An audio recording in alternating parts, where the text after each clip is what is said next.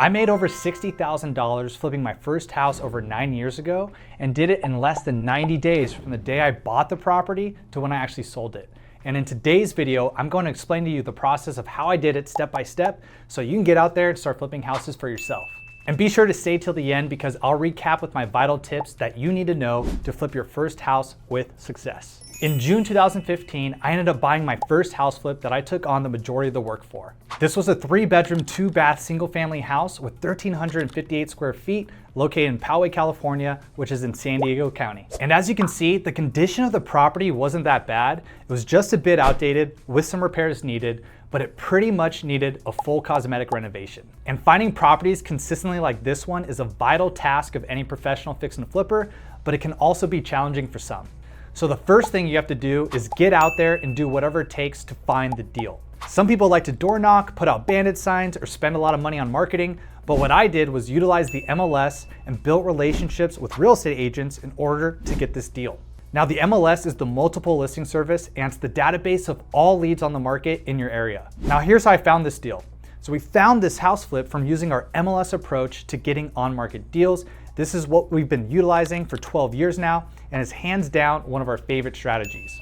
And we saw this house pop up for sale in the MLS at $500,000, and we looked at the description and the photos and thought that there might be some distress going on with the property. So we ended up calling the agent as soon as we could after we saw it was listed, and the agent was open to working with us, but the agent actually already had another buyer in mind.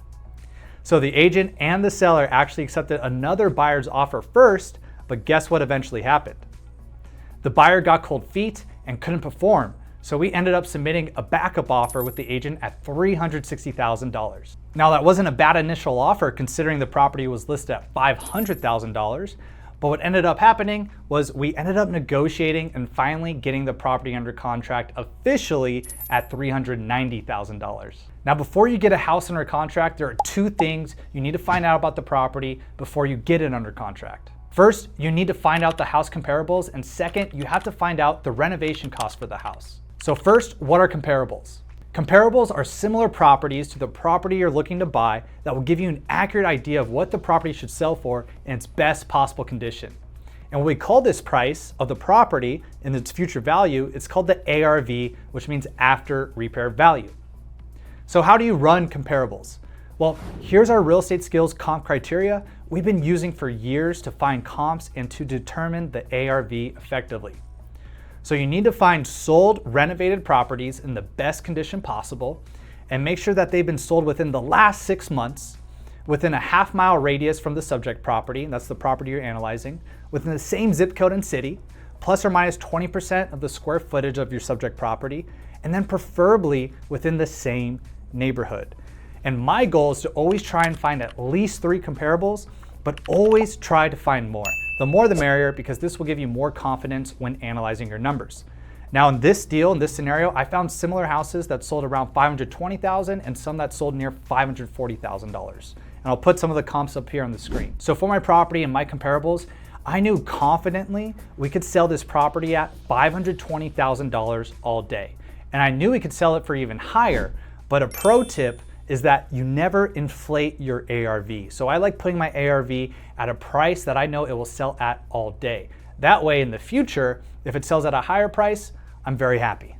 Now real quick, if you're getting any value from this video, I'd really appreciate it if you just like the video. It's the easiest way to support our channel. And if you have any questions, let me know in the comment section below. We're always in there replying back to you. Now after getting your comparables and getting your ARV, it's now time to get your renovation costs. Now the best way to get your renovation costs down to the T is to meet with your preferred general contractor of your choice and walk through the scope of work, which is every item that a house needs to be repaired in order to achieve the ARV. How I found this contractor was actually from a referral from a fix and flipper friend.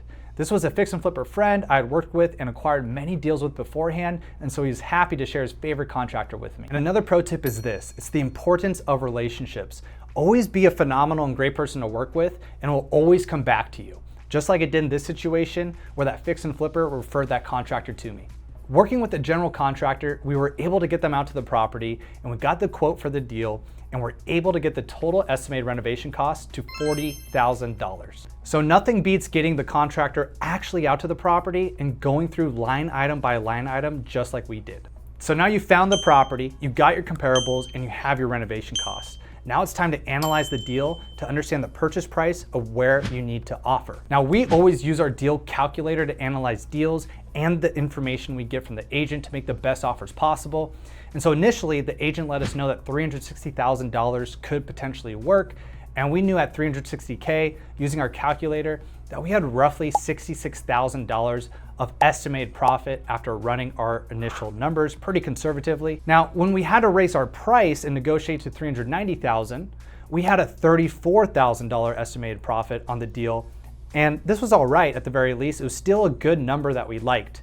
And when I say conservative, I meant that this was going to be a shorter renovation, but we estimated that the hold time of the deal would be 5 months, when really it might be 4 months or around there.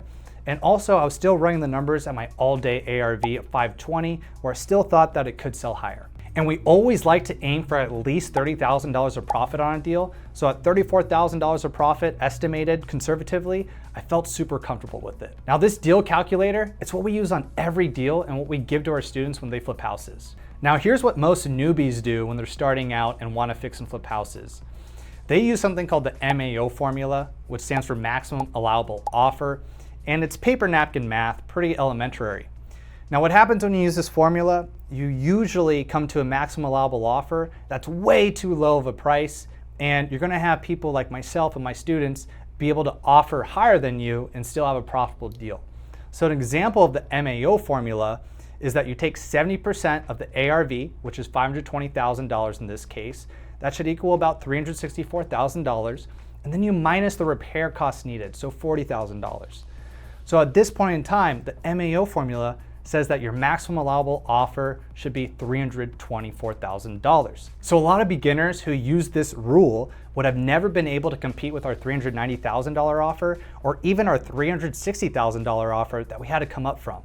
And this is a big reason why we love using our deal calculator on each and every deal. Now you have to get the property under contract. So when you're getting a property under contract, you need to put in an earnest money deposit down.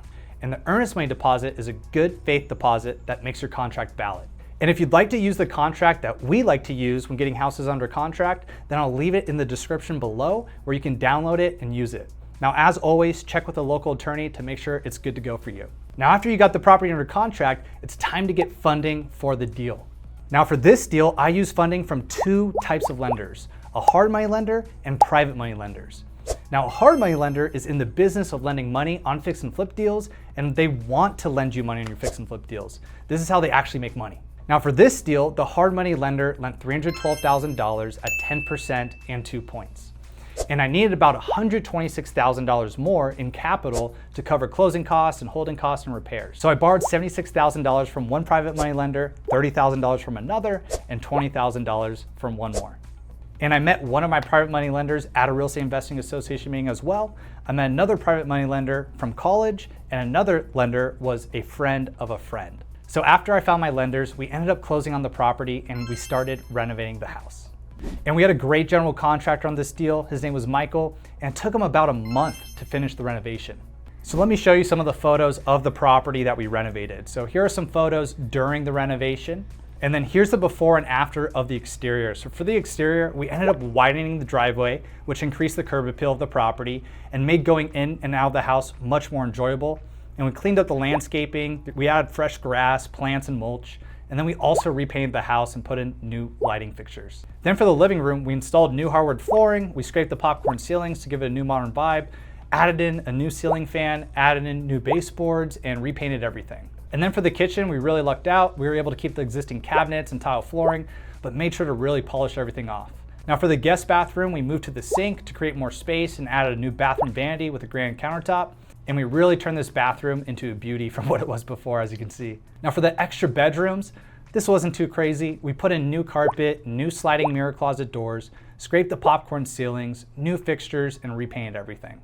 Now for the master bedroom, we put in new carpet, new paint, new baseboards, scraped those ceilings to make it more modern, added in a new ceiling fan. And for the master bathroom, we created more space, put in a new vanity with 2 sinks so that any couple would enjoy it, new fixtures, new tiles, new paint, new everything. And we really transformed this master bathroom into the luxury bathroom it needed to have to sell it for top dollar.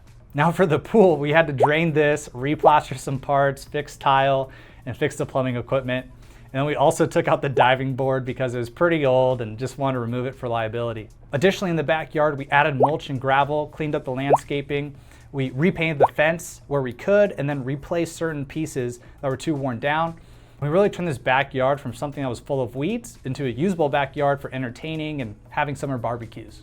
Now, after all renovations, we ended up actually spending a little over $42,000 rather than the estimated $40,000. And once again, this took about 4 weeks of work, maybe a little bit over. Now, as you can see, our cosmetic renovations really made this house pop and stand out, and it became a beautifully renovated property. After we finished renovating the house, it was time to get the house on the market and to get it sold as soon as we could at the right price. Now, in situations like this, it's very beneficial to have your realtor's license. And at this time, I was a licensed real estate agent, so I was able to list this property myself and save over $15,000 that I would have needed to pay another real estate broker or agent if they listed it. And a pro tip is to always list your property in a range so that you can bid the price up when people come in at a lower price. And that's exactly what we did here. Now, we ended up getting the property under contract within that range at $535,000. Now remember, my estimated ARV was $520,000, so $535,000 was great. And after closing on our HUD, the closing document, it said we had about $122,000 of profit on there. But after paying back our additional private money lenders, we ended up with a little over $61,000 in true net profit. So that was my first house flip, but let me show you now the 4 vital tips that really allowed this flip to be successful so you can potentially make a profit like this one from your first house flip. Tip number 1, I highly recommend doing a cosmetic fixer for your first house flip. If you take on a fix and flip project with a huge $200,000 renovation job where you have to fully gut the house, move walls, add square footage, and fix the foundation, you're going to be in for a rude, stressful awakening. And that's because the higher your renovation budget, the more things that can go wrong and the longer the renovation is going to take. I mean, the more walls you're going to have to open up, the more things you're going to find that are wrong with the property. Instead, I recommend that you take on a house that mainly needs cosmetic updating, such as new flooring, new paint, new carpets, and nothing needing major structural work. So doing a cosmetic fixer project like the one I showed you today will greatly increase your likelihood of success. Tip number 2, be conservative and realistic with your numbers. When you have a very conservative hold time, meaning the estimated length of your project, and when you have a realistic ARV that's not inflated and a reasonable repair budget that's not deflated, then you're generally going to be really happy with your results when you complete a fix and flip project. In my case, I had a conservative ARV at $520,000, and this allowed me to confidently go into the deal knowing that it would sell at that price all day with the potential of selling it at even a higher price. Now, at the end of the project, we did get an offer of $535,000, which was $15,000 above my estimated ARV. So that was a huge win.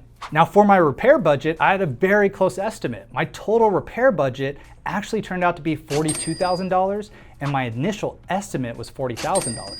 And that's not too far off. So when you're conservative and realistic with your numbers, usually the worst thing that happens is that you actually hit the numbers you estimated for, or you're very close, which should be a profitable deal. And the best thing that can happen is that you complete the project faster, you come in under budget on renovation, and your true ARV turns out to be higher than it actually is, which then increases your profit. Tip number 3, I recommend learning how to wholesale houses first before fixing and flipping. Wholesaling houses is the process of getting the house under contract, so that means acquiring the contract, but then not doing any of the fixing and flipping. You're actually just selling the contract to a fix and flipper. So in a wholesaling scenario, you get to validate your assumptions, meaning your numbers. You get to build relationships with other cash buyers and learn from their mistakes. And then when it comes down to doing your first fix and flip, you can piggyback off their contractor crews to make sure you have a great contractor, just like I did. Now what this does is it minimizes your risk of losing money, it minimizes your risk of finding a bad contractor, it minimizes your risk of not knowing your numbers, and greatly increases the likelihood of success and a profitable fix and flip deal for you. And tip number 4, Don't spend tens of thousands of dollars on marketing to acquire your first house flip. Where a lot of beginner fix and flippers go wrong is that they immediately spend tens of thousands of dollars on marketing like bandit signs and direct mail in order to get deals. Now, what we recommend is using the MLS to find on-market property just like this one, because it doesn't cost any money in marketing to find a deal like this. And additionally, keep in mind, on the MLS, a property is listed for sale. And what you need to know is that the list price is flexible. So for example, this property that we bought, it was initially listed for sale at $500,000. But we bought the property at $390,000, which is $110,000 below the list price. And some people are going to say, hey, this can't be done, you can't do this. But we and our students have gotten deals like this time and time again and still do. If you want to learn how to get deals just like this one and learn how to get started wholesaling and flipping houses while working with real estate agents without having to spend any money on marketing, then be sure to check out our free training at realestateskills.com/training. And we'd love to help you get your first house flip, just like we were able to help Stephanie, one of our students, get her first house flip and even her second one. I hope you got a ton of value out of this. Be sure to check out realestateskills.com for any of your real estate needs. And please like, subscribe, and hit the notification bell if you enjoyed today's video and want to see more content all about real estate investing. So now it's time to go out and get your first house flip. Talk to you soon.